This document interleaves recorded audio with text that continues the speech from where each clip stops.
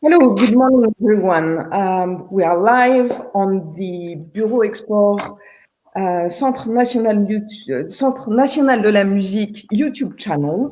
My name is Françoise Garam, head of classical and jazz music for our organization. A very warm welcome to you all for our last regional panel of the year, with this focus on South European countries, Spain, Portugal, and Italy. Next week, on the 11th of December, at the same time, 11:30 European time, we will present the very last panel of the year dedicated to the crucial thematic subject, which is classical music and sustainability, and how to consider the climate change while exporting classical music. It will gather some very prestigious speakers, and we invite you all to follow the channels of le Bureau Export Centre National de la Musique again. But for now, I'm delighted to give the microphone to our fantastic moderator, Eric Denut, who is going to introduce the panelists. And I hope you enjoy, and thank you for watching it. Thanks, Françoise. Thanks so much to our panelists and to our listeners. I would love to be fantastic today. We have to cope with certain technical difficulties. Not everyone could join us, and we have seen still some problems with some sound connections. So let me first introduce three of our panelists with whom we may have a good communication today morning. Ladies first, Cecilia Balestra, head of the artistic and general manager of Milano Musica. Buongiorno, Cecilia. Antonio Pacheco from Casa da Musica in Porto. I hope we can hear Antonio, but we are not sure. The connection was still a little bit. Can you hear me now? That's good. That's quite good. Fantastic. Okay. So, warm welcome, Antonio. I don't know what I've done, but it worked. We start with this. Fantastic. Risto Nieminen, head of music at the Gulbenkian Foundation in Lisbon. Good morning. Good morning. Good morning to everybody. Robert Bruffer from Auditory in Barcelona and Enrique Rubio from eMusica in Madrid. They should be arriving anytime soon. They are expecting in our digital lounge, so to say, and we're trying to find a way to have them. So 2020 is not only surprise with tech on December 4th in 2020, but it has been a year full of surprises, as we all know. And as we did with your colleagues from Northern European countries in the last months, we'll be very, very happy to know a little bit more about what's happening in your respective countries now with curfews and lockdowns and all the sanitary measures being taken, which may have had some impact on your activity. Maybe shall I start with Cecilia? Italy, as far as we know, is still, at least in 3 regions, under a very strict sanitary measures. Please tell us a little bit more about the context you have been spreading and developing your festival in the last weeks. Yes, good morning to all of you. Thank you so much for this invitation. I'm really happy to be here and to speak because international exchanges from the beginning of the crisis was crucial for me in order to understand how to manage also the festival of Milano Musica. Now, in fact, all the theaters, the auditoriums are closed. Was closing in 24 of October. We were exactly in the middle of the festival, and was a not so happy situation, but we tried to manage this following the principal aims we chose on March and April to support the structure and to support, crucially, the artists. So we decided to pay, in any case, all the fee for all the artists involved in this festival, to pay all the commissions for the composers even if the pieces was not impossible to present to the audience, and to ask to our audience to do the same, to support artists. So has been really extraordinary, in my opinion, and crucial for the future of our institution, but also as a little example for other situations, that because our audience really respond with great generosity. We give back only the 3% of all the incomes for the festival, of the 3%, and we received also other donation. In fact, what we decided in March, April, we decided to organize the festival in October, November of this year, really with little reductions of the invitation, the international invitation. We shared with l'Institut Français in Paris, with Mathilde Bézard, with the Italian embassy, Hélène Kelmacher, the French embassy in Rome, sorry, that it would be better in April to postpone the invitation to the French ensemble, and it was the occasion to do really what we would like to do in January, to anticipate the period of the festival, just to have a sort of safe point, landing point for all this project, but also to try to have an interpretation of this great crisis. And the interpretation was to try to do our best and to solve the weakness of the past, to try to take this crisis as a possibility for long-term changes, but with a strong responsibility in front of artists. Now you know the situation in Italy is not so good, and we are waiting for what will happen during the holidays and so on. Thank you so much. No, thanks, Chia. Thanks so much for the status. Warm welcome to Robert, who could join us from Barcelona. So Robert is the head of Auditory in Barcelona. We're still expecting Enrique from Madrid. We hope he can enter. Sorry again for these small technical issues we had. Robert, we were just describing. Enrique is just coming. Yes. Hello. Good morning, Enrique. So Enrique, head of Impo Musica. Good morning, everybody. In Madrid. So everyone is there. Great. So we now cross the Mediterranean Sea and go to, let's start with Spain. So let's go from east to west. Is that okay for you? So Robert, it's up to you. Please, 2020, we know it has been for the orchestra, the Catalonia and Barcelona, it has been for Auditory, a very surprising year in every dimension. You have been bouncing now with some digital offers and a lot of activities. A lot of concerts are still coming, being announced in December. Let us know maybe what is happening now in Spain with curfews and sanitary measures and all the sanitation measures, etc., and how your organization has dealt with that. Okay. Hello, everyone, and thank you for inviting me in this nice panel, sharing with these lovely colleagues. So basically, I'll try to summarize a little bit. The situation at the moment is that we are open again. We were in another lockdown, like most of Europe, and we are open again. And we are open on a 50% basis and with a maximum of 500 capacity. Numbers are not going so well, so we are not changing of phase. We have different phases that should allow us put more people in on the hall. But for the moment, we're staying on that amount of 500, which is concerning. I mean, if we think of Europe, it's still quite good. What we did basically is after the big lockdown, we restarted with the orchestra only on streaming in summer, basically working chamber music orchestras, chamber music ensembles. You can imagine a little bit the repertoire, no? And we were working hard on developing our new digital platform, which would allow us, if it worked, and it happily worked,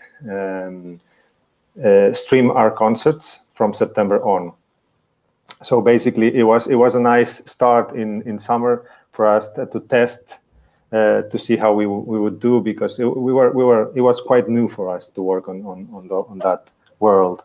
So we launched our new digital platform together with the new season in September 20, and we've been quite happy with it. We structured the season in 3 parts, so three trimesters. Like most of our colleagues in Europe, we don't know what's going to happen next month, so we made that decision instead of the whole season, basically divided it in 3. And now we're presenting let's say the winter months, so January to March. But we're still at this last trimester. We've been quite happy. What we did is try to maintain a little bit our artistic narrative that we started this season, which is basically under the idea of creation. The whole project is built under that idea, and we redid most of the projects, especially those ones that were symphonic repertoire, working with up to 55 musicians on stage, so social distancing 1.5, and the rest of the projects that we could maintain, we maintained them. Another thing that changed was the duration, because we were not doing intermission. So that made us change also part of the projects, and obviously renegotiating all the conditions, economical conditions and fees to adapt to the current situation. All this activity for this autumn has been both live and live streamed at the same time. So that meant around, I don't know, nearly 40 productions until December, and we're very excited about it. We've been able to maintain, I'd say, 90 to 95% of the commitments that we had, and at the moment in the platform, which is under subscription, we have 2,500 subscribers. We just launched it, we just announced it, so it's quite new, but it's a payment under payment subscription, and we're quite happy with it. Obviously, we've been we can talk later, I guess, about that, but we have like monthly. You can pay monthly or per concert, but I think we're gonna move towards annual subscription in January. I think that will make more sense from January on, because we're not going to be broadcasting 100% of the productions that we're offering. I think I made a little bit the picture. We're aiming for the same kind of situation for the next of the season, and hopefully being able to start with a bigger orchestra production from September on, also building a bigger stage, like an extension, so we can be ready for it, and let's see what comes. Yeah, thanks so much for that panorama. A lot of questions, but I will ask them later on. I think we've been thrilled at listening to every initiative you have been taking. So much, such a tight schedule and such a very hyper activity in some way. Maybe let's go farther west to Madrid. Enrique, so we heard Cecilia and Robert talking about maintaining the activity, trying to keep the fee or renegotiating them. So let me maybe ask you first, how are your artists going? How were they going in that period? How is the company going? You and of course your colleagues. So what has changed structurally, dramatically in 2020? We talk about the future later on in the discussion, but maybe a little bit retrospectively, your point of view from your side. Well, I mean, as an agent that I tour many international ensembles, what happened in Spain, as most in Europe, was we have a big lockdown and all the concerts were canceled. This cancellation, they have not any kind of refund or compensation or something. We have to suffer alone and to take over all the consequences with the artist. And we were in a very bad situation because, for instance, in March, April, May is very high season in Spain. We have other agents. We have many concerts, orchestras.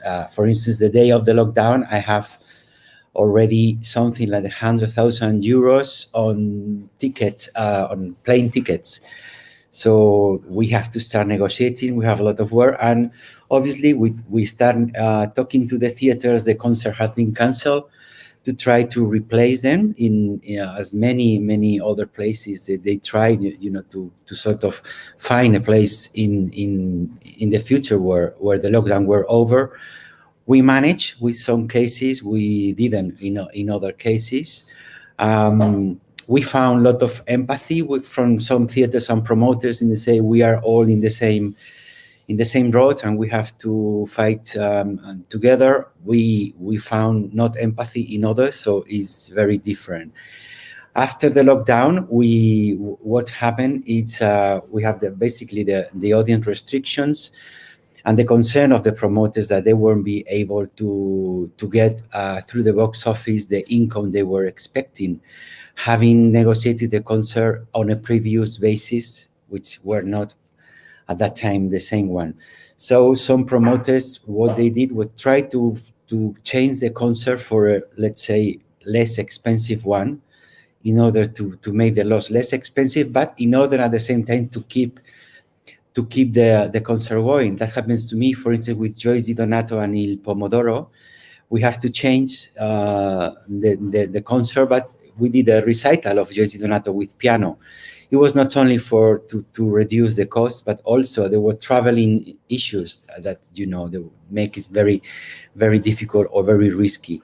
As the time went on and things were becoming, let's say, more open in terms of traveling, we managed to keep most of the concert we have after September, with a lot of risk, with, always waiting at the last time situation to see if we could do it or not do it, if the orchestra could come, if there were restrictions on borders. Then after they came the issue about the PCR for COVID and who pays for that, But we have managed to do that concerts.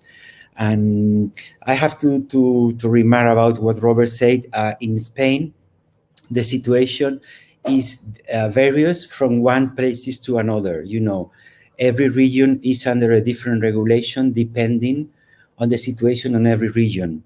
Some I mean, in Madrid, for instance, where I'm based, I think is the most open city now to cultural events. They are all taking place. They have canceled nothing. The Orchestra Nacional is doing the concert with 50%. Here we have an advantage to Catalonia or other regions is even there is a restriction of 50% of the hall is not a maximum. I mean, you have only 50%, or even more now in Madrid. Then that makes the Orchestra Nacional, for instance, can make concert for almost 1,000 people, which is not bad, bearing in mind what's going on. Or Teatro Real. The other thing that's happening is also some theaters, like in particular opera theaters, they have asked to cover all the subscribers to do 2 concerts, to reduce the concert in order to do the concert twice on a day. In this aspect, all the artists I've been working with has been mostly helpful, and they have accepted. I did a recital with Le Concert de la Loge and Philippe Jarouski in Madrid, and in order to cover all the demand of the subscribers for Teatro Real, they did it twice. It's a big effort for the artist. It's a big organizative effort for the theater, but it's a way to keep on going. I think, I don't know in other countries. In Spain, my feeling is very important to try to do whatever effort necessary from all agents, promoters, etc., to keep the concert going. Because if we stop, we are giving our wonderful politicians a great argument to give less money or even to stop doing things. So to keep it going in the way that, you know, I mean, obviously with the artistic standard, but to keep it going, I think is very important. In Madrid now, for instance, it's Teatro Real. I think one of the few open opera theaters in the world that is doing now fully staged operas. They just finished Rusalka, which is a production without any social distance on a stage. You could go. I mean, I went last Friday, and it was sort of absolutely normal. We were just amazing, and obviously they are doing the effort. They have grants. They have decided to lose money, but to go on. Same, for instance, in Valencia, we have next week in Valencia, Il Pomodoro and Joyce Di Donato. We was a rescheduled concert from last May, and they haven't asked for a reduction, even they are working on a 50% basis of the box office, and they are doing the concert. And on the other way, the group is also doing a big effort, and the artists, because all the concerts of this tour has been cancelled. Even in the last minute, they have the cancellation in Helsinki, in Finland, in Turku Festival. So we have to reschedule again. But, you know, I think now we are working on the basis that everybody is ready to whatever event happened, to start again from zero in the very last minute in order to make the concert happen. So this is the situation at this moment. In other regions, like in Catalonia, Robert said, they're having more problems because they have the limit of 400 people, which makes very difficult. Teatro del Liceo have decided to open again. They have Mitridate 2 days ago, but only for 400 people, which to bring a French ensemble like Mark Minkowski with a full cast to do for 400 people is quite an effort. But I think it's a way also to make the cultural politicians concerned that how important it is to keep going and how important it is to support the arts, which in Spain this is a very weak part of our cultural industry.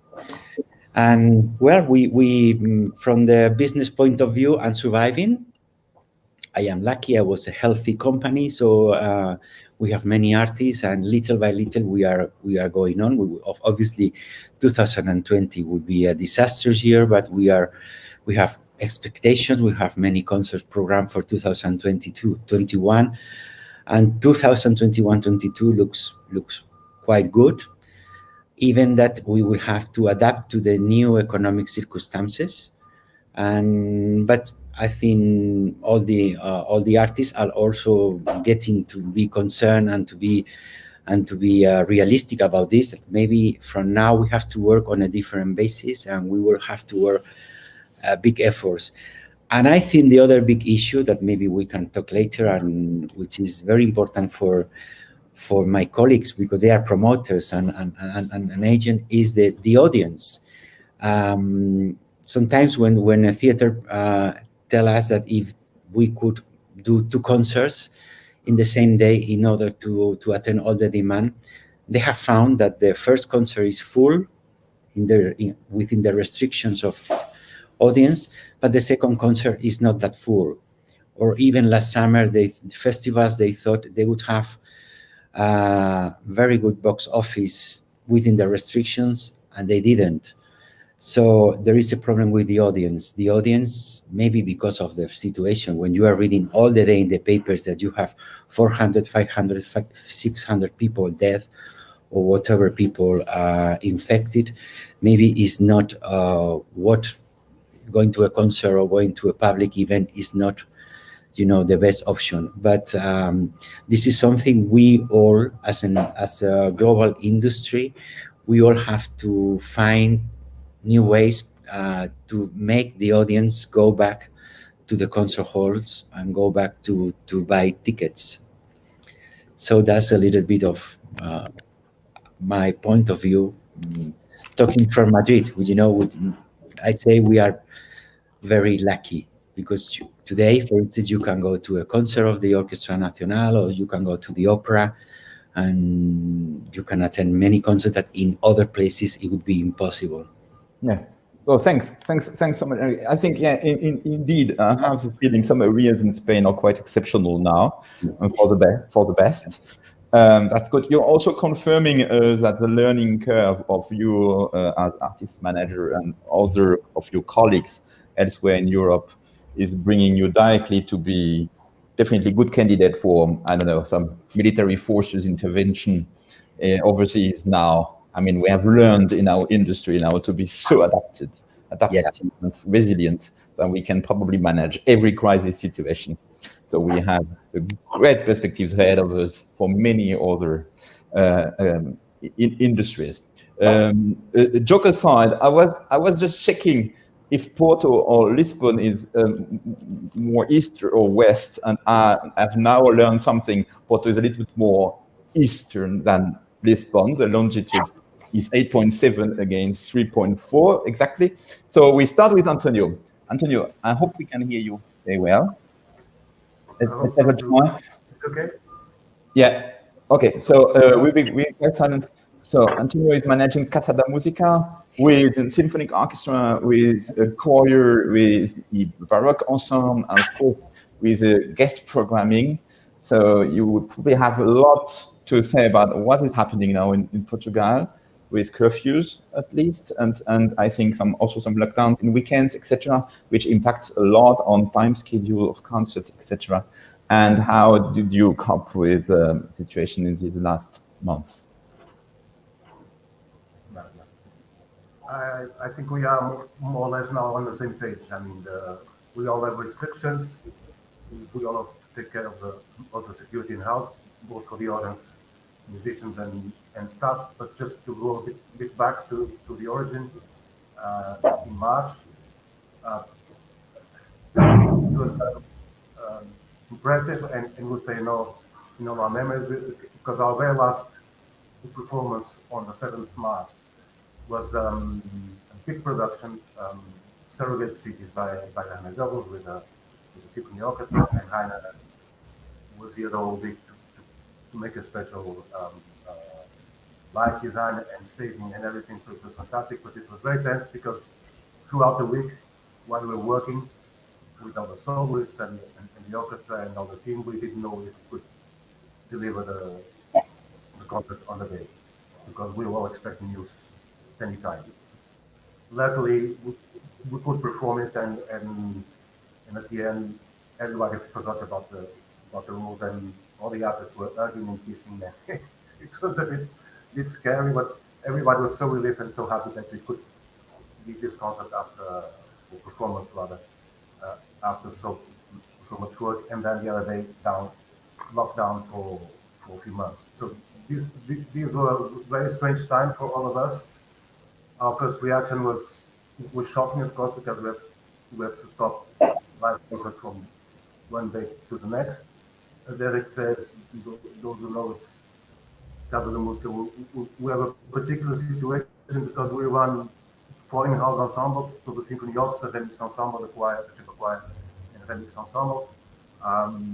So it's a particular situation. So after the first days of shock, I think we did what most of our colleagues did: go to digital. Yeah, it was the only way to continue to communicate with the audience, to provide music. So we spent days and hours looking back to our archives to see which of the concerts that were filmed were in good condition.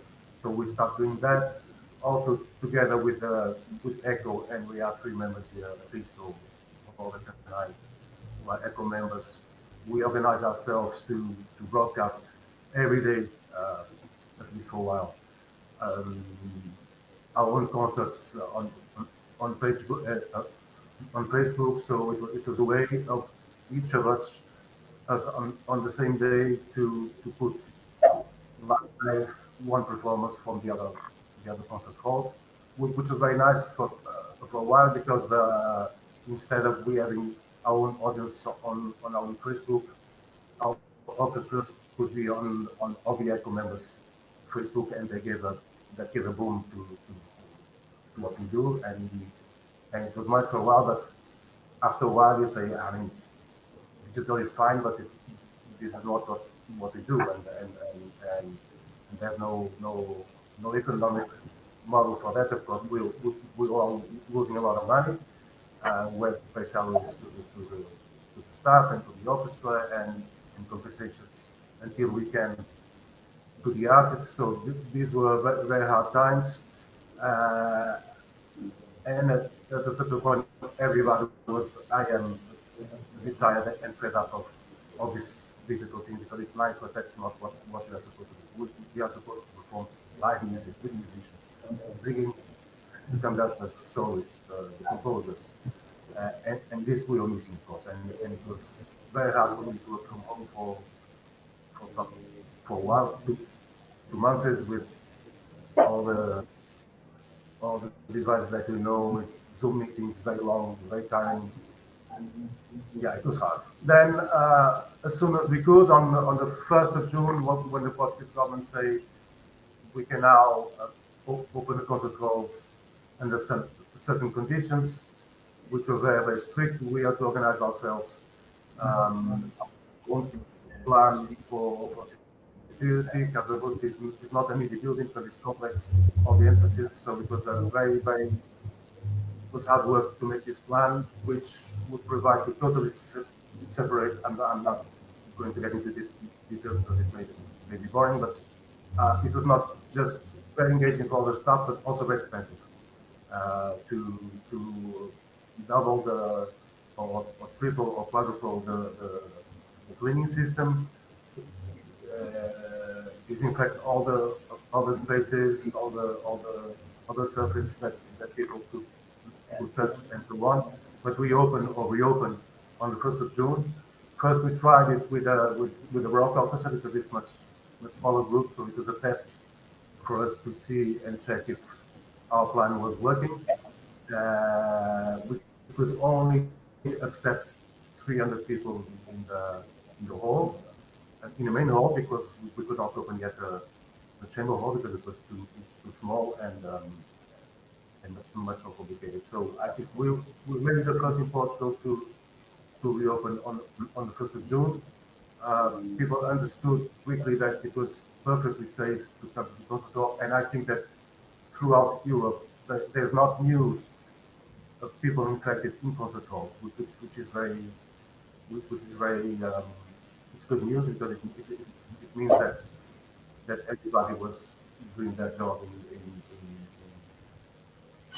implementing the security measures, and at the beginning, of course, the social distance between the audience was much bigger than now. Now since September, we can do 50% of the capacity, but still on stage, the limitations are the same. We all know which they are, 1.5 meters between musicians.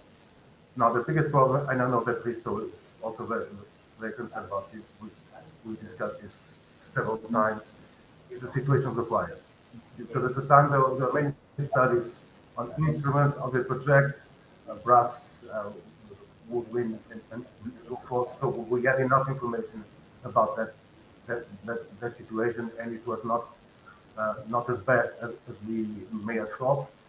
But for the voices, it was a bit uncertain, because of course they can project a lot more the air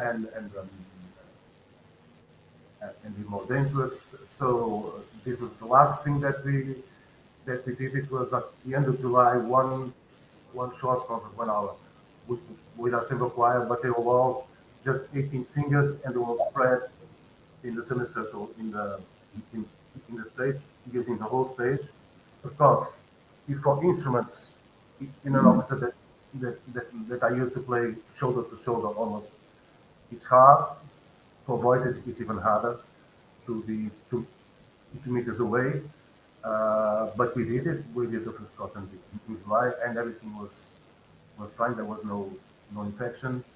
So we were a bit optimistic, even if my friend Risto was not so optimistic like me. He can speak later about his own experience and his own career.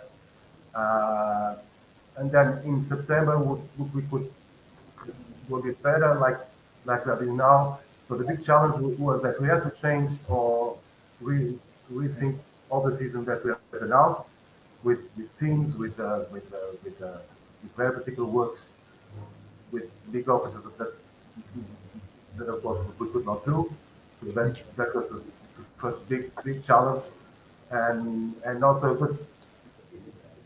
good chance for us all to do research on your repertoire, to look for works that maybe we would have performed. So that was the good side of the problem, that we were really looking for new repertoire that we could perform.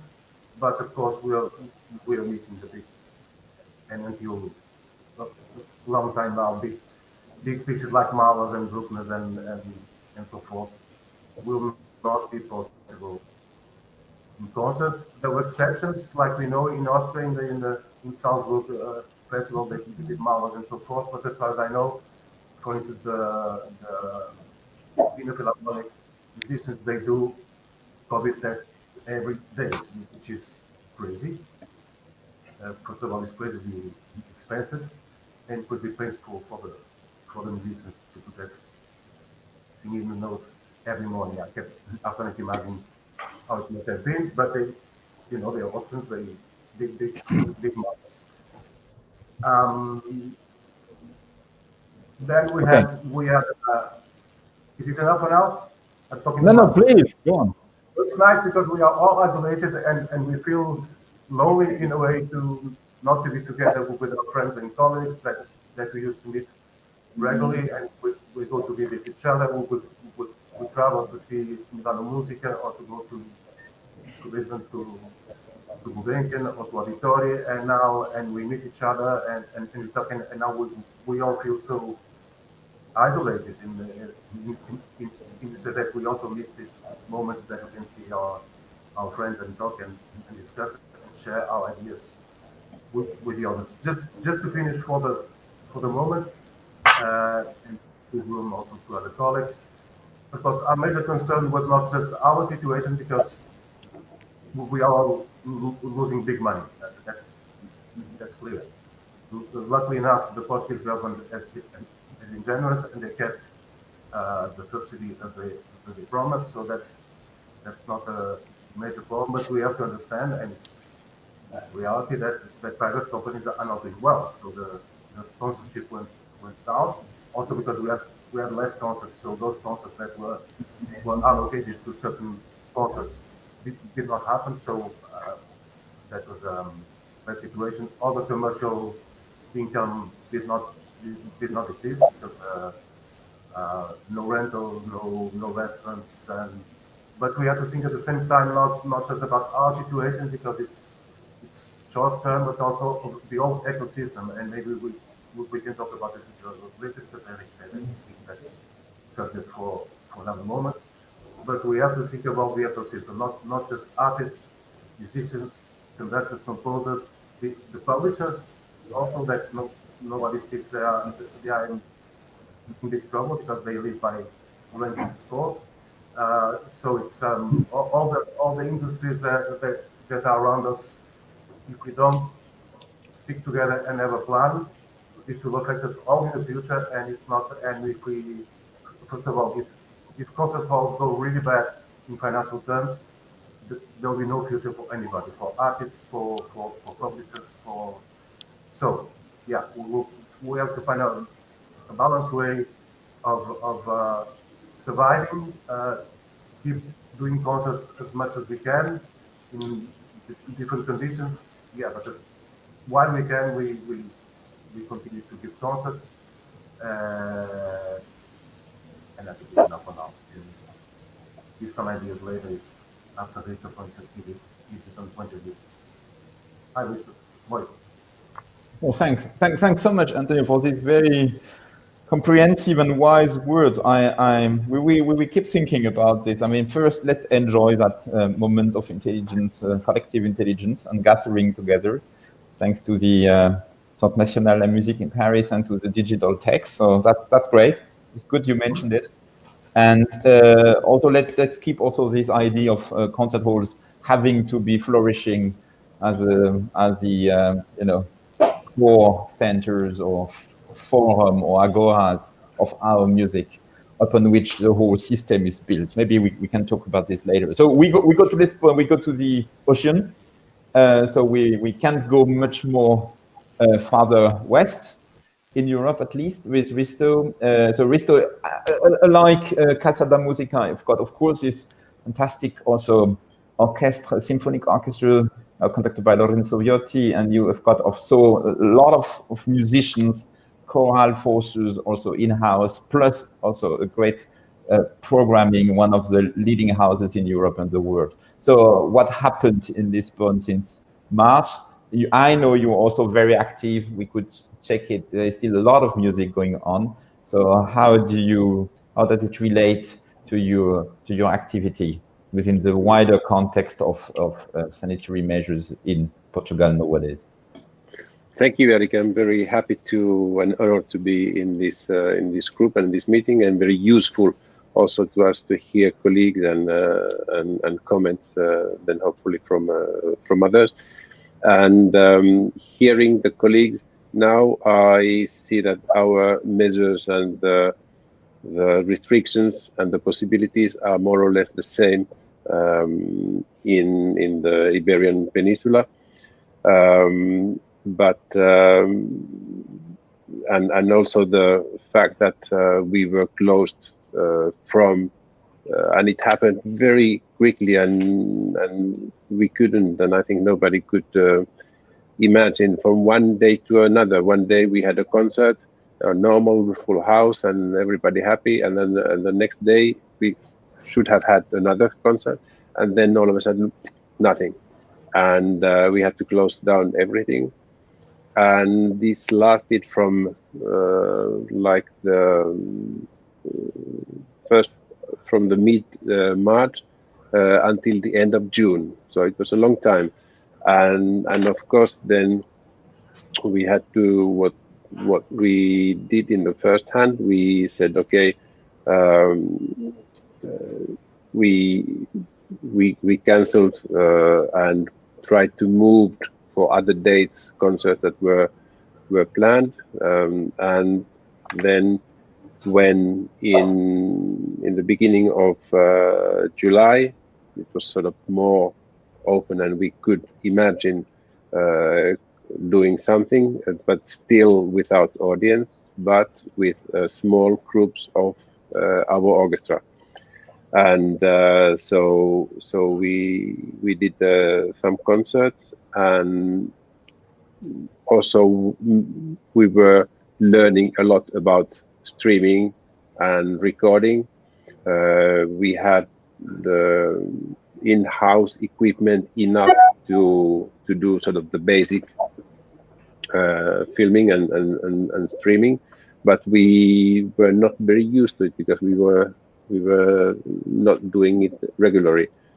We had sometimes the Portuguese TV or radio. Often the radio came to record our concerts, and this was our sort of diffusion base. And but very quickly we learned by error also how to use this new medium, and also to find partners. And we intensified our collaboration with the Portuguese national broadcasting company, and also created our own online platform.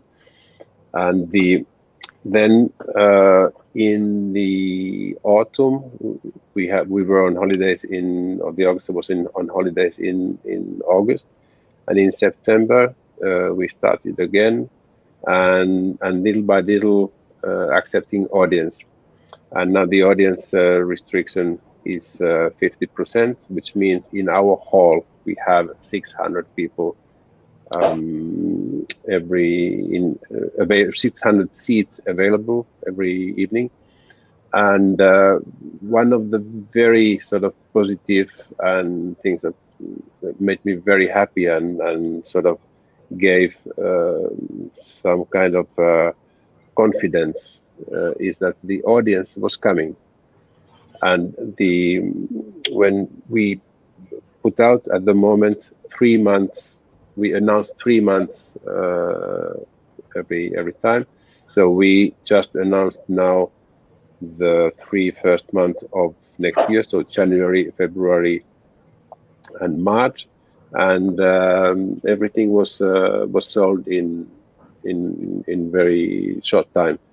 So this is very important and also stimulating for the audience. Naturally, the programs that were planned had to be in many cases changed because of the restrictions and this of the proximity of the musicians in the orchestra, and in the maximum amount we can get on stage is 55 musicians instead of 80 or 90 that we used to have in the normal times.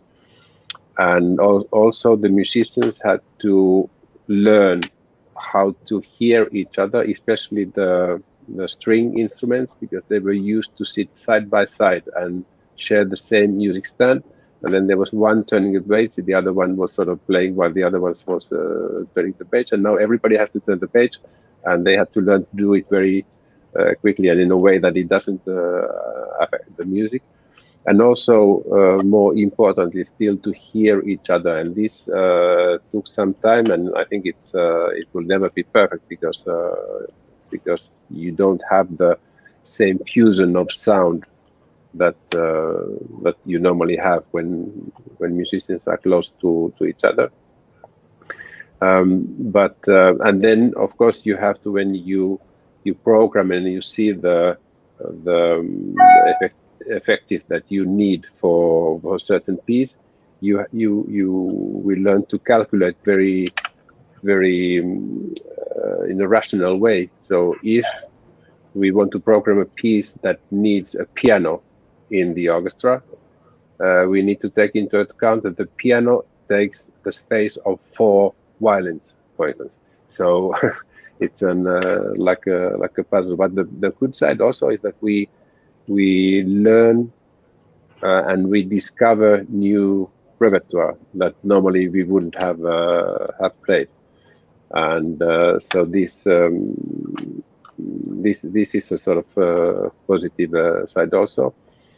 One restriction again is and it's becoming now in the last weeks has become more and more important to reflect on the matter of traveling, because most of the conductors, soloists that come to us are coming from abroad. And then in some countries, for instance, yesterday we had an information that we had the soloist coming in 2 weeks' time to play with us from Berlin. And he said that, yes, he can travel, so there is no restriction to enter to Portugal from Berlin. He can come and start playing, no quarantine. But when he goes back, he has, I think it was 10 days, he must stay at home. If he comes from Portugal, that is considered in Germany as a sort of red country in the sense of the epidemic. So this starts to affect on that matter. And then, of course, when we had to cancel and move concerts from the spring part of the season, last season, what we did, we tried to reprogram the concerts of visiting ensembles or artists to a later season. And sometimes then we were negotiating if they needed, we made an advance payment of a certain percentage of the fee, and so this is like a negotiation every time with the artist and with the agent, how they react. And of course there were in some agencies some discussion, because the agencies, especially the British agency, London agencies, and especially one of them, was very aggressive in the beginning and said, okay, we don't mind what your problems are, but the artists have to be paid, but they pay or not. But now this has also been more or less settled, and I think it is very important that we, from our part, that we try to keep the financial model in the sense that we can continue playing not only today but also tomorrow, but also to take care of the artist and find a balance where the risk is being changed. And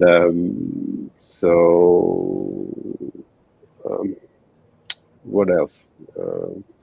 Well, we had one tour. We had a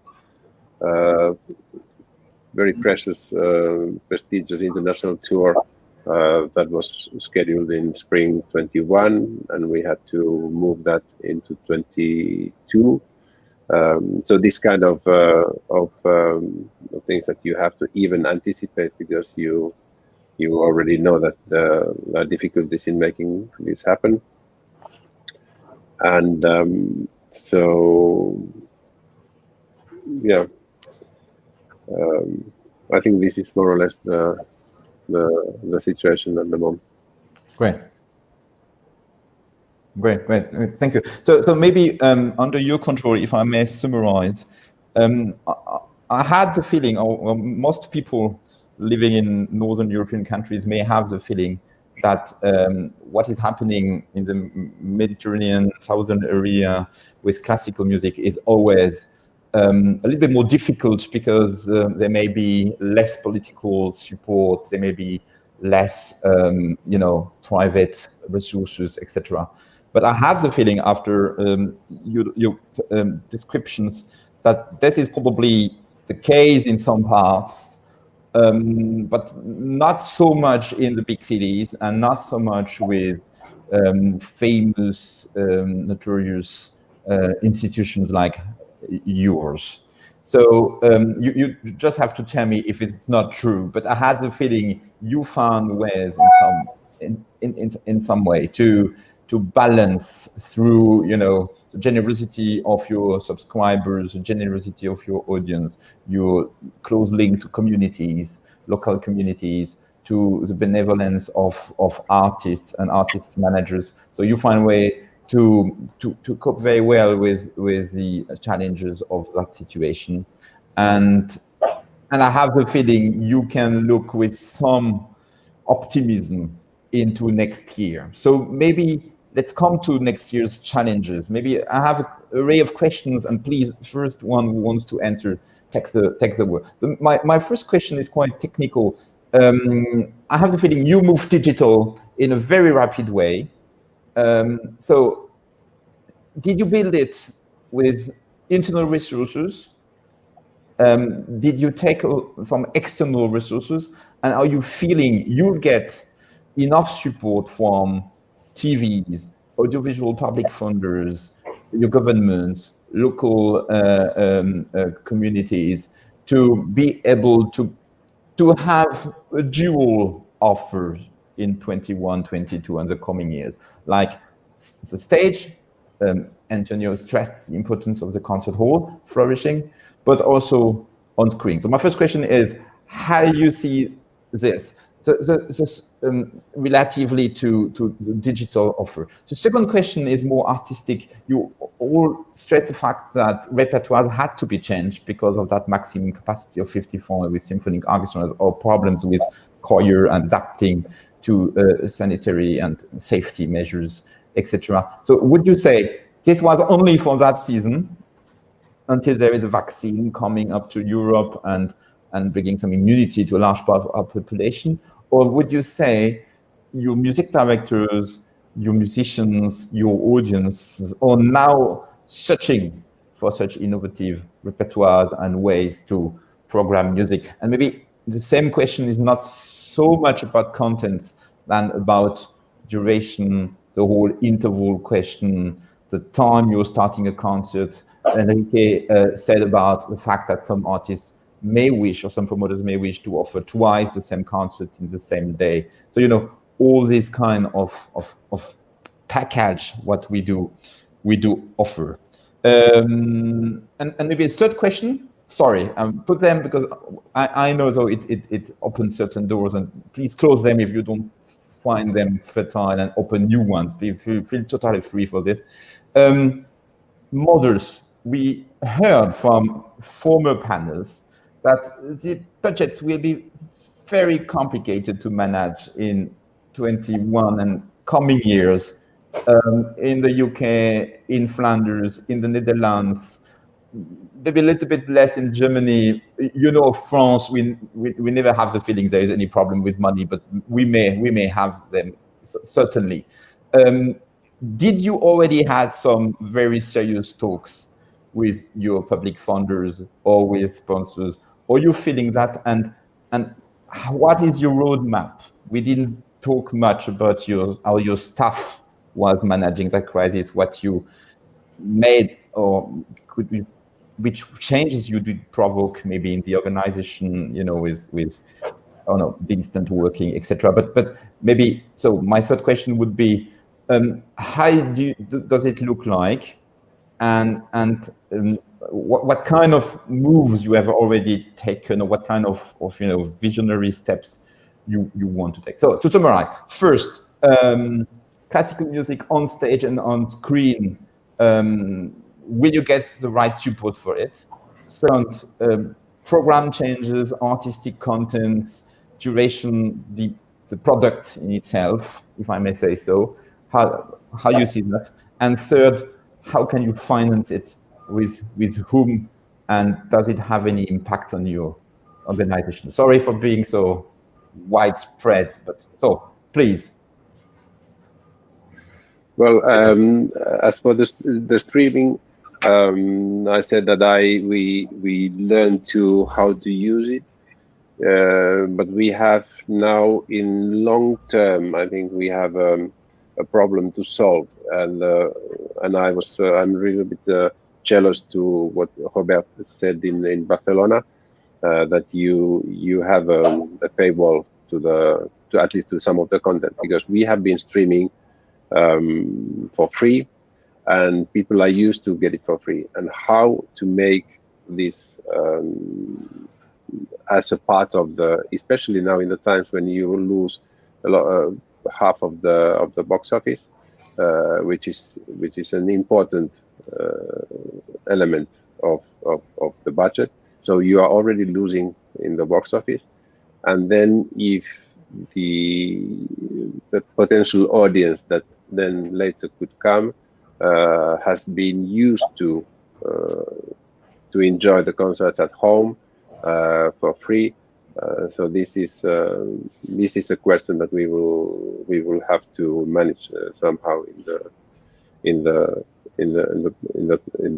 coming times. And also, it is very true that the budget we may not see yet this year the problems in the budget, because many things were cancelled or moved later. But in 21, 22, it will be very, very different scenario. And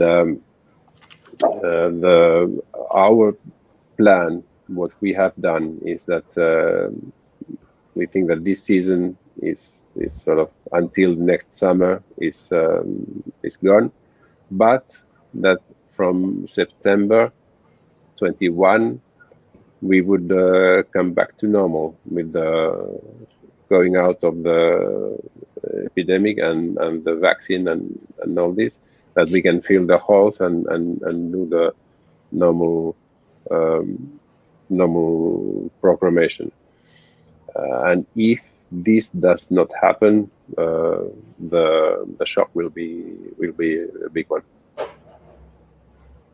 maybe Robert, you started your digital offer on a subscription basis, but if I'm right informed, on very low fares, very low prices at the very beginning. So was it a strategic choice? Most obviously, did you get any conflict about that? Maybe with some political support telling you, my God, we are subsidizing you, and the audience has also to pay on the top of their taxes. And or there are some discussions, or was it kind of very spontaneous decision?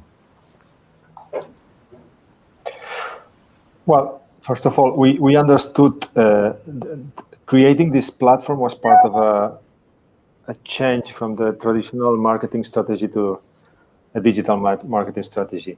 The only thing is that we used those months to accelerate that part of the project. So we were lucky on that. We had to outsource part of the project, all the cameraman and production about it. It's outsourced, and obviously the programming of the platform, the proper programming structure. But the rest of it was internal, and it was quite, let's say, led by our teams, and I'm quite happy with it. We launched it, as you said, as a bargain, €1 for the first subscription for the first month. Now the prices are €70.90 per month and €3.90 per concert if you just want to watch a concert. As I said, we assume, or my thought is that we'll walk towards an annual subscription from January on. It will make more sense thinking of the amount of content that we can offer. Another nice thing I think is that it's kind of helping us to change the way we relate the traditional form of the subscriptions. So we like our colleagues here in Gulbenkian and Porto, and I'm sure Milano is the same. Like we all have a big amount of subscribers, which are essential for our life, our financial health, but also they're of a certain age, and they definitely relate to subscription in the traditional way, in the old ways, no, in the present ways also. Let's say the truth. Like it's still what we all do, but I think this kind of thinking of I'm gonna pay a flat rate and I'm gonna get access to a huge amount of content, which the three houses, at least that I know here from ECHO, we represent, and we all offer a huge amount of content. This kind of flat rate subscription, which is typical on the internet, no? I think it's interesting for us to explore, and we are doing it in, for example, we have 2 subscriptions, under 25 and under 35, which are flat rates, and they get access to every single concert in L'Auditori. I think we would walk along those lines with the channel, with the streaming channel.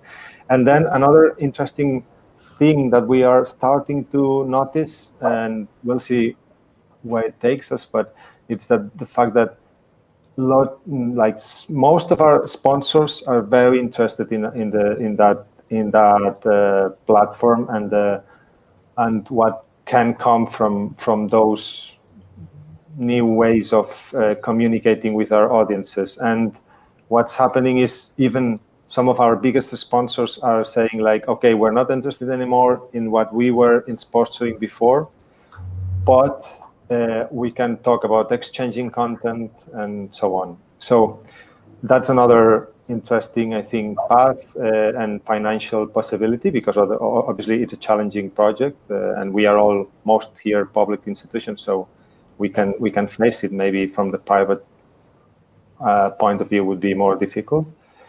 And finally, another very interesting path that I'm sure we'll be working with Risto and Antonio in the near future, and I've had some conversations with other ECHO colleagues already, is kind of rethinking of, I mean, it's not a substitution of the tours, but why not like being able to present their orchestras in our platform and us being present in their platforms, so that it's a new way of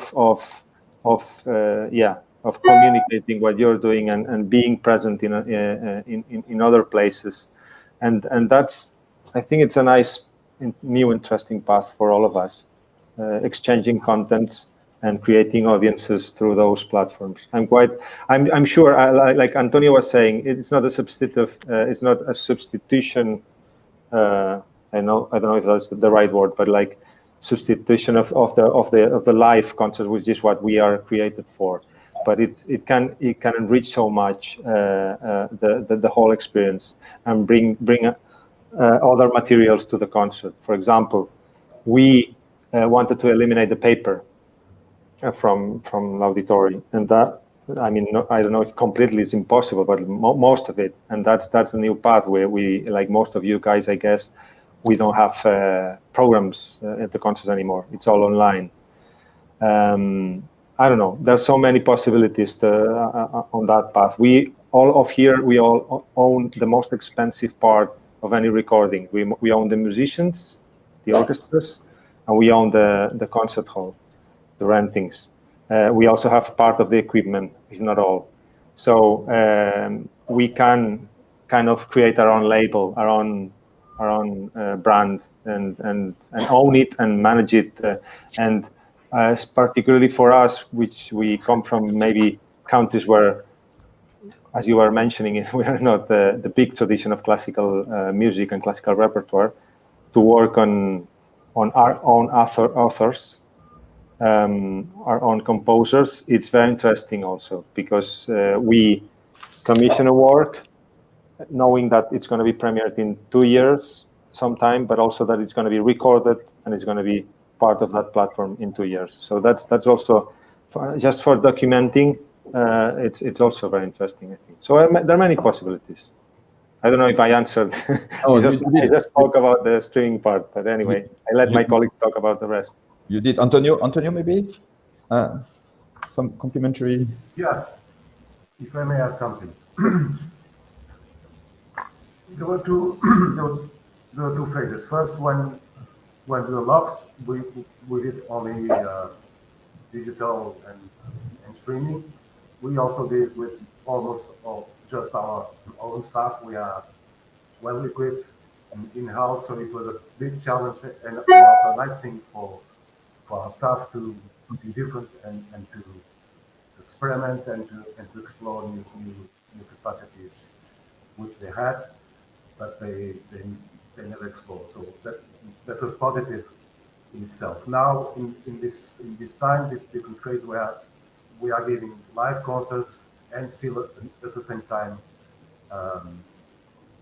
streaming them, that's a big problem. We are doing it for free, because that for us would implicate also to give some kind of compensations to the artists. Of course, some artists are generous and understand the situation, so they won't charge anything, but others would maybe. But my major concern is about repertoire, because we at Casa Musica do quite a lot of contemporary music, as we know, and then commissions and so forth. And when we risk sometimes to have transmissions on platforms like Facebook or YouTube, these platforms, they're filters. So often they'll block our transmission because the works that we're performing were on copyright. And I understand that, but this is different times, and we have to tackle that and to get to an agreement, because otherwise these composers and this part of the repertoire of the 20th and 21st century will be totally excluded from the digital world. So this is not easy. I know it's an issue that we have to all together tackle and think about. But for instance, it's a shame, because it's even tonight, my orchestra is giving a concert that taking time. Normally Friday night we do at 9. Now we have to do at 7:30. So that was one of the more recent changes. In no concerts on Saturday or Sunday. So we had to reschedule everything again. But the program tonight as a world premiere of a young Portuguese composer that we have commissioned. We also had, and this is not the plan at the beginning, but we also had by Wolfgang Ring, Peaceful Orchestra and Piano Sotto Voce with Nicolas Soches, and we are not risking and Beethoven too at the end, which was planned. But we are only transmitting Beethoven, which is the same because we know that if we risk to put on these platforms that is by Wolfgang Ring, it's huge. The risk that you could be blocked and stop the transmission. So it's unbalanced and it's our mission also. Digital means it's very, very difficult. Of course, in these times we have created our own blog, which is not subject to this kind of filters, but it's not exactly. I'm not saying it's illegal, but it's in a gray area whether we can do it or not without extra costs of paying rights, not just to the composer because of the rights, but also to publishers and everything. So everything suddenly becomes even much more expensive, and things are with small audiences, small income, plus all the expenses that we have in our halls to keep them safe. So the cost per concert are much higher now than they were 1 year ago. And if we have to face this plus of extra costs because of the transmission, then we are in bigger problems. So I don't see there's no immediate solution, but this is something that we together, the music industry, have to discuss with all the ecosystem and rethink it and find a way. Because the composers, they must live on something, they live on rights and on commissions, and publishers, they live on that too. But there must be a way that we get to an agreement in these times that it's even worse if these composers and this music totally disappears from the map. So maybe you have your own opinions. I'm sure you have different point of views, but this is my major concern now that part of the repertoire it's out of the radar, and that's it. Yeah, I understand. I think there are a lot of gray zones. Would you say, all of you, that if ever they come to some kind of sharing, you were mentioning the fact that echo concert halls may be sharing some contents. We heard last week or 2 weeks ago from your Belgian and Dutch colleagues that they may also be taking some initiatives in that direction within Flanders, for instance, or Dutch-speaking countries. Would you say they may come to some kind of specialization? So each house specializing a little bit more, the one on early music, the other one on big symphonic repertoire, the third one on modern music, or you will keep that, englobing, content structure as you have done it in the last decades, having 300 years of classical music on stage. Would you see that kind of trend, or is that out of question, And would it solve maybe some financial issues? Eric, I'm sorry. Well, it's. I didn't get your question. Maybe you can be more. Maybe I'm done this morning, but it's I didn't get your question. Risto, please explain it. Yeah, I think it's an interesting question and good work if we would only think about the streaming and all this, because when it's easier to sell or distribute to audiences, then they know, okay, this will be classical period, which will be Mozart and Haydn and Schubert. So people know what they expect. So sort of commercial terms, it might be interesting, but I think then already for the local audience, which is our main audience in any case, in all situations. It's restrictive, and also for the orchestra. And then if you specialize in some specific area, the orchestra has to be specialized, so that you have musicians who are really on top of the genre. So I'm very much in favor of keeping the variety, like our orchestra and choir are performing from Baroque to contemporary, and this is the richness of our musical traditions, and also pointing for the maybe Cecilia and Enrique, one word: would you also see some changes in the repertoire you will be, or you artists will be wanting to defend, or would you say that parenthesis of the COVID period was only a parenthesis that is to be closed soon, and we come back to a new normal? Milano Musica is a festival of contemporary music. So for about the streaming and the broadcast, we have a good relationship with the national television. We saved a premiere by Francesco Filidei. Tre Quadri is co-committed with the Casa della Musica di Porto, thanks to the national broadcasting radio and television. But in my opinion, for contemporary music, we need live concert. In Milan, we have a huge audience. We have reached the 80% of occupancy normally in the festival, and try to preserve energies in order to have the best programming on 2021, 2022, and go on, because I think this year is in fact easy for financial problems, but in the next few years it could be really difficult.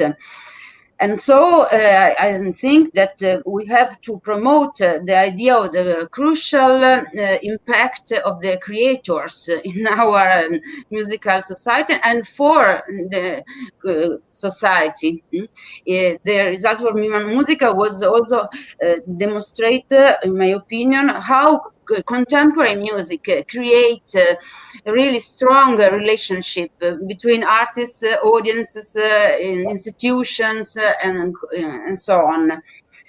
Next things about the social impact, about funding and resources. The Italian system is really fragile. The politicians in this situation of pandemic crisis acknowledge that all the systems doesn't work so well. We have no statute for intermittence. We have a great problem for professional artists.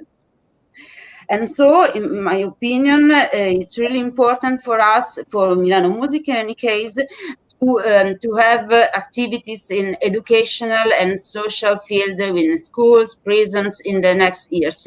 It could be really help for the sustainability, and also have a great result in terms of social impact. Thank you so much. Yeah. I try for to streaming. Well, obviously, I'm an agent. I don't work directly. My artists, they are doing a lot of streaming too, because I think I have to say streaming before the COVID was something that it was growing at a very low basis as a sort of complementary action of many orchestras and concert halls. And obviously with the COVID, as Rista said before, from one day to another, with the situation changed, streaming was a need. Was even an emotional need for musicians to have a window open, and also for the concert halls and for the orchestras to keep a link in the virtual world, because we couldn't live on the street. So my question in the future, I think, streaming, we cannot rely all the thing in the streaming. Obviously, as you say, concert halls are devoted primarily to the locals, the audience. They have been built by that, and streaming, I think, can have a big deal in the educational world, and a big deal in the promotional work.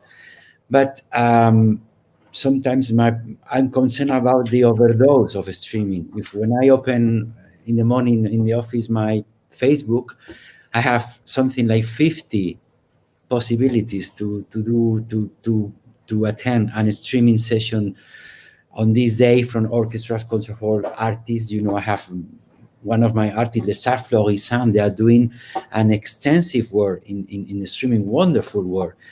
But I think we have to do, I don't think there is place for streaming for everybody all the time. And the thing is, we cannot also streaming hide us from the main purpose of the live music, which is live music on stage. Regarding the repertoire, what's going to affect me to my company being a touring company? Well, definitely. In the short, medium term, a lot. We have to try to be sizable in the way that, as depending on how the COVID progress, or the more open we are, I think the more possibilities we will have. But for the moment, I think for the 21-22, we are trying to offer concerts that are not very big. First of all, because of as Risto say, the restrictions on stage. There will be many restrictions on stage for musicians, so we have to adapt to this. We cannot offer big size concerts for touring. Second of all, touring by big orchestras at the moment or in the short place will be very complicated too, with the traveling, with the flight companies. We have to see how the flight companies develop, what will be the prices, policy, and so on. So and that the size of the orchestra will obviously make us to think in the repertoire that accommodates to this size. I think it will take a long time to come to a total freedom from the artistic point of view to decide repertoire. We are going to be very conditioned in the short and medium future. Also for local orchestras, they have to do with their own forces, and maybe to do repertoires that needs extra forces. They are going to be limited, because also you mentioned about the funds. We still don't know in Spain, but we breathe the atmosphere that it will be very, very, very difficult. There will be short funds in the coming years, so that will affect also to the possibility of orchestras and concert hall to do repertoires. That means larger orchestras, to mean extra musicians, maybe in contemporary to meet more risks to the more expensive, more risks in the box office. So I think the coming future will be very restrictive. Little by little, we will be open, but we have to see also. There is still a great deal of uncertainty. We have to see how the vaccine affects and how the pandemic develops. I understand. Maybe we come to close to the end. I found Eric's words very wise too, but I also keep in mind the word opportunity that Cecilia mentioned at the very beginning. So we have a mixed image here of opportunities, and of course probably some restrictions and taking care to go for safe in certain ways. So maybe a very final word on your, the big vision you have for the future, or the big wish you may have for our industry in the very next future. Risto? Well, I don't have a more clear vision, but only to learn from something that somebody has done well in the world of streaming concerts, which is Berlin Philharmonic. They were the first ones. I think it was already almost 10 years ago. They started to stream, and from the start, it was behind paywall. And I remember I subscribed in that period, and was very frustrated at some points because the streaming, it did not there were not enough megabytes in the air to bring the music here. But they went on and they did a lot of they invested a lot in order to do very high quality capacity what was available at that time. But they went on, they didn't abandon, and now they have I don't know how many subscribers, but they are making profit, and it's going fine. So everything is possible if you plan something very well when you start. You are prepared to experience problems in the beginning. But you have to be patient and go forward on the way that you have chosen, and in the best case, as this example shows, you will have a very good result in the end. Right. We could also mention the Metropolitan Opera in New York, also in the cinemas, or there were maybe a couple of others from Bolshoi and Covent Garden. Does any one of you add anything to these words, which could become the final ones? So I would like just to read, if it's possible, two keys for the next millennium by Italo Calvino. It was 1981. It's, learn poems by heart, by many poems. The poems accompany us. The development of memory is very important. We could translate listen and play music in this case. And second, focus only on the difficult things, done perfectly, the things that require effort. We be wary of easy, of carelessness, of doing only in order to do. And the third is knowing what everything we have, we can be. Knowing what everything we have can be taken away from us in any moment. Calvino would have been happy to experience 2020. Robert, you wanted to add something? Okay. No, it wasn't so profound.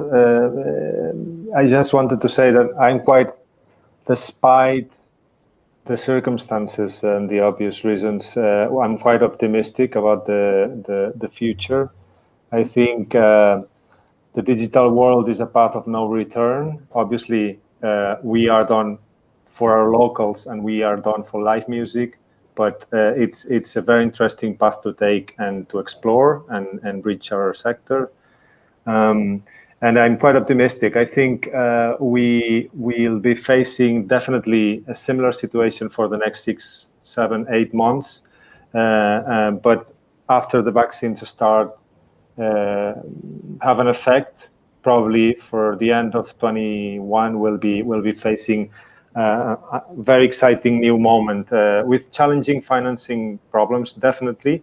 But also, I think people will need to go back to the concert halls. And I don't know, I remember some of the first meetings we had in ECHO at the beginning of the crisis, and we were talking about something that started with the Greeks or even before. And COVID won't be able to change it. So definitely we'll have people filling the halls very soon. Right. Sooner, I think. So in the vast ocean of millions of hours of streaming we have had in 2020, we've just had now 90 minutes of pure water. Obviously, thanks so much to any one of you. And thank you. Back to Paris, Françoise. Thank you very much to all of you for your fascinating input in all this discussion, and thank you very much to Eric. Just a quick reminder, please feel free to share the YouTube link with all your contacts and friends and spread it over. And second reminder regarding our last panel of the year, next week on the 11th of December at 11:30 for talking about the sustainability in touring in classical music. So please Keep following us, keep watching, and have a very good day. Goodbye. Thank you. Bye-bye, everybody. Bye. Thank you. Bye. Thank you.